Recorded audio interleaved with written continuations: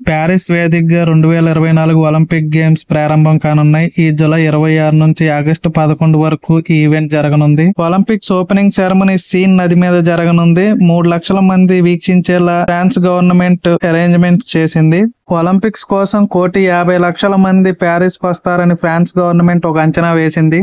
Olympics లో ఎటువంటి అవాంఛనీయ ఘటనలు జరగకుండా ఫ్రాన్స్ గవర్నమెంట్ 2,000 మంది మిలిటరీ వాళ్ళని 45,000 మంది పోలీసుల్ని మోహరించింది. ఈ విశ్వ క్రీడల్లో 206 దేశాలు 329 ఈవెంట్లలో 10,500 అథ్లెటిక్స్ పాల్గొనున్నారు.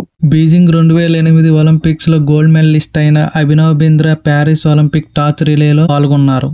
ఈ విశ్వ క్రీడల కోసం 117 మంది భారత్ నుంచి పలు ఈవెంట్లో పాల్గొబోతున్నారు. 29 మంది క్రీడాకారులతో అథ్లెటిక్స్ బృందం మొదటి స్థానంలో ఉంది. దీంట్లో 11 మంది ఆడవారు, 18 మంది మగవాళ్లతో. షూటింగ్ విభాగంలో 21 మంది క్రీడాకారులు పాల్గొబోతున్నారు.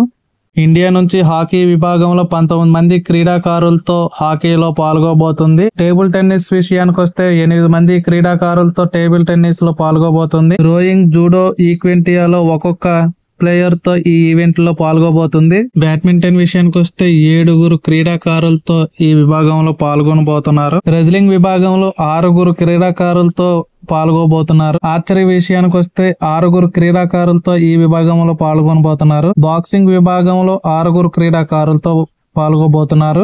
గోల్ఫ్ విభాగానికి వస్తే 4 క్రీడాకారులతో గోల్ఫ్ లో పాల్గొబోతున్నారు. వెయిట్ లిఫ్టింగ్ విభాగంలో 1 క్రీడాకారులతో పాల్గొబోతున్నారు. జావలిన్ త్రో విభాగంలో భారత్ స్వర్ణ పథకం ఆశిస్తుంది. నీరజ్ చోప్రాపై భారత్ ఎన్నో ఆశలు పెట్టుకునుంది.